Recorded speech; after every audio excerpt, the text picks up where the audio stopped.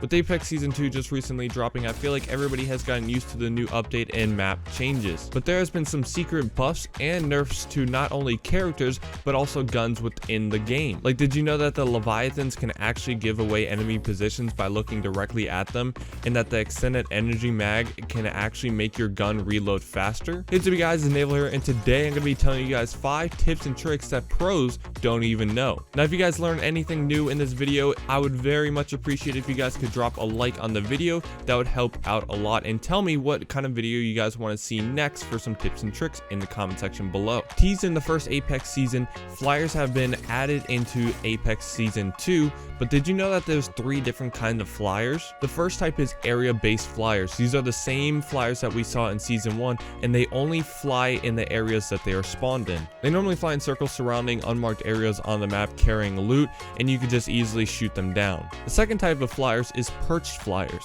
These flyers normally spawn in predetermined locations spread around the map, normally on top of buildings or mountains. As you can see by this map made by Frozen Fron, these are the locations that the perched flyers spawn in. Most of these flyers are in rotation spots, meaning if you land in a named location and plan to rotate to another location, there will be 1 or 2 flyers along your path. And the third type of flyer is called a caged flyer. Unlike the other 2 types of flyers, these flyers don't drop or have any kind of loot that you can salvage, but that doesn't mean that they're completely useless. If a player runs near the cages, the flyers will make a loud screeching noise that will alarm you that people are close. This can give you a head start on a team that may be following you up or trying to third party your fights. Plus, each type of flyer has a distinct sound from each other, so you can know which is which. All 3 types of these flyers can benefit you, either by giving you better loot or telling you where enemies' positions are. To effectively kill the area-based and perched flyers, shoot them once and then wait a second. Then shoot them 2 to 3 more times. This is the quickest way to kill them without unloading an entire clip into them and giving your position away to the enemies. Keeping with the animal themed tips, most everybody knew that the flyers were interactive animals on the map, but did you know that the Leviathans were too? They lift their feet up for a short amount of time to be able to allow people to go under them for a better chance of loot. Normally a Phoenix kit, purple armor, or a random gun will spawn under the feet, but did you know that Leviathans can also give people's positions away? If a player misfires or shoots the Leviathan,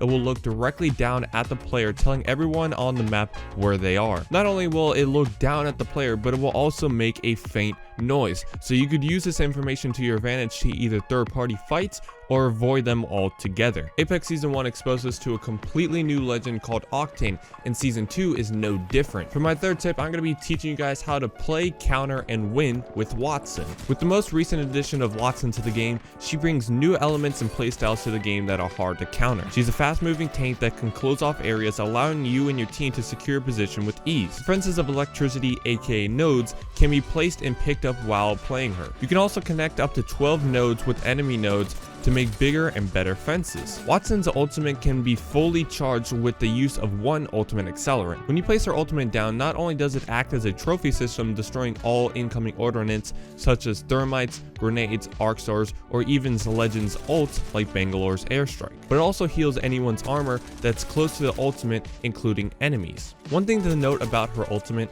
is that if you're in a 2-story building and place her ultimate on the 1st floor and then go to the 2nd, her ultimate will not heal your shields. You have to be on the same level as her ultimate for it to benefit you, and her ultimate will only disappear if it's destroyed. Now, even though Wattson is really powerful, she can easily be countered.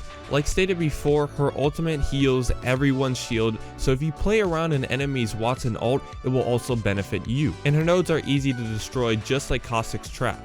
If you shoot the base of the node, it will be destroyed, allowing you to bypass them. But if the nodes are placed in a perfect spot where you can't shoot either one, you can throw a caustic trap near them and it will destroy the nodes automatically. In Season 0 and 1, I enjoyed playing Pathfinder so much just because of his movement and grapple were so useful if you know how to utilize it correctly. So that means I never used any kind of tanks or slow moving characters, including Gibraltar or Caustic. For my 4th tip, I wanted to inform you guys that 3 legends just got new passive abilities, while 2 legends just got updated passive abilities. Respawn Entertainment recently gave Pathfinder, Wraith, and Lifeline a 5% damage intake increase, meaning that they will take 5% more damage than all the other legends. This makes them a lot easier to kill to be able to compensate for their smaller hitbox. Also keep in mind that tanks like Gibraltar and Caustic can take 15% less damage, and Gibraltar's gun shield can block up to 75 damage before he starts to get affected.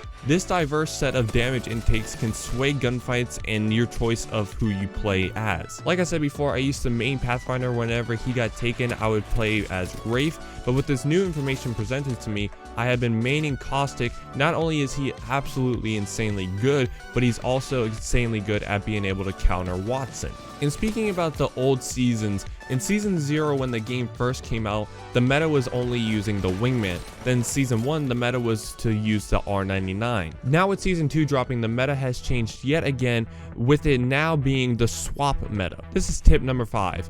Everyone by now knows that the alternator with disruptor rounds is the best gun for taking people's shields off. But that doesn't mean that should be the only gun that you use while fighting people. You should start the fight off by using the alternator, then swap to another gun like the R99 or P2020 with the hammer point attachment to finish players off. With all the newly updated guns and attachments added to the game, it's extremely beneficial to know what works best. Two guns that are very useful at the moment because of the recent silent buffs are the Flatline and the Havoc. The Flatline now deals a base damage of 19 per shot, and the Havoc has the highest damage per second output of all the non-gold weapons in the game. So if you pair these guns up with the alternator, you can mow through teams with ease. The energy weapon ammo stacks have also been increased from 60 to 80, and the extended mags for energy guns increase reload speeds of the gun. Now, I don't think that this next tip is extremely beneficial, so I didn't want to include it in the video, but I still want to tell you guys about it. When you pick up an enemy's gun with their skin on it,